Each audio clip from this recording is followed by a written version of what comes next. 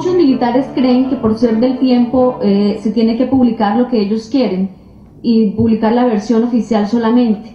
Y afortunadamente he tenido la oportunidad de mostrarles de que no es así.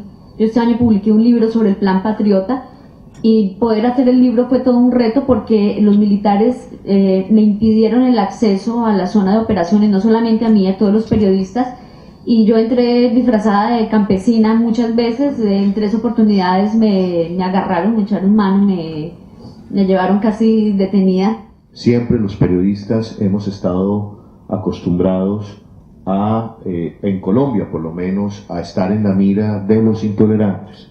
El narcotráfico en la década de los 80, el paramilitarismo, la guerrilla, el político corrupto, que no se nos puede olvidar que algunas veces es más peligroso que los otros 3 juntos. Y allá estamos en una guerra de formas. Entonces, depende de la forma como yo hago el periodismo, soy bueno o soy malo. Yo no siento que se haya sobredimensionado el tema del secuestro. Está ahí, es un flagelo, hay que darle horas y horas y horas y visibilizar y visibilizar y visibilizar, pero también con las otras barbaries. También con las otras barbaries. Y con los otros bárbaros. Yo hago un periodismo investigativo donde denuncio que hace 22 años las fuerzas militares que se tomaron el Palacio de Justicia desaparecieron gente, y saqué unas grabaciones de 22 años atrás que hacen que hoy los generales de la época hayan sido llamados e involucrados en procesos. Pues cuando hago esa investigación estoy contra el Estado.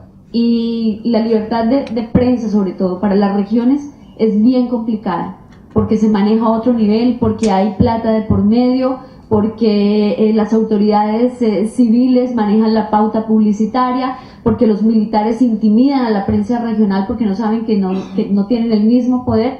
En Bolivia, como creo que sucede con otros países, se ve mucho el tema de las FARC y del tema del secuestro de la guerrilla y bueno, obviamente el tema de Ingrid Betancourt, su compañera Clara, sí ha sido un boom mediático, pero creo que personalmente y a nivel sociedad también hablo que muy poco se sabe de los indígenas desplazados, muy poco se sabe de los desaparecidos.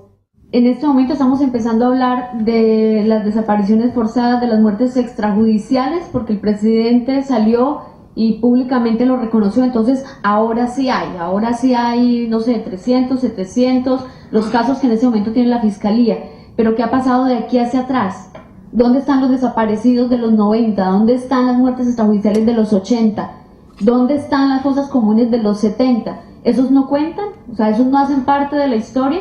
Lamentablemente vamos a empezar a hablar de estos desaparecidos y de estos muertos campesinos desaparecidos y personas desaparecidas presentadas con muertos en combate hasta ahora, y los otros ya quedaron en el olvido.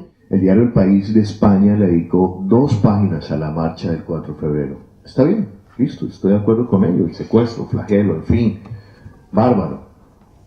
Pero no le dedicó un recuadro a la marcha del 6 de marzo. ¿Qué pasó? ¿Qué pasó ahí? Fíjense que lo de la minga tomó relevancia y cogió mucha fuerza en los medios solamente cuando hubo un enfrentamiento entre el grupo antimotines de la policía y los indígenas y hubo heridos de lado y lado. En ese momento empezó a abrir noticieros, pero antes no, antes era como la noticia, como la cuarta noticia del noticiero. Y yo sí digo, ese país que tiene esas 2 lecturas de barbarie, un país que en la memoria, en el chip de la memoria tiene una barbarie, pero la otra la pretende desconocer, la pretende invisibilizar todos los días, es muy difícil que podamos construir país hacia futuro. Muy difícil.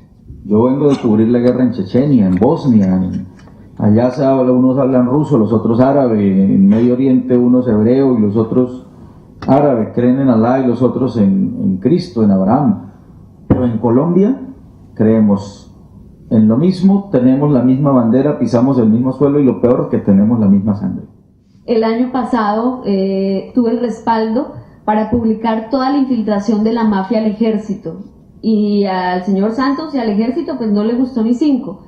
Me costó amenazas e intimidaciones, pero el periódico, creo que, como decimos en Colombia, se dio la pela de hacer la publicación y contar cómo las fuerzas especiales estaban trabajando con la mafia y se hizo. Y así como ese caso, hay muchos otros casos. Entonces, yo hablo por mí y hablo de mi experiencia dentro del tiempo, y tengo que decir que antes de pensar en el cheque, he pensado en la responsabilidad que tengo al asumir el cargo que tengo. Hace poco conocí el caso de un dueño de un gran grupo mediático que reúne a la redacción y le dice: aquí apoyamos al presidente Uribe.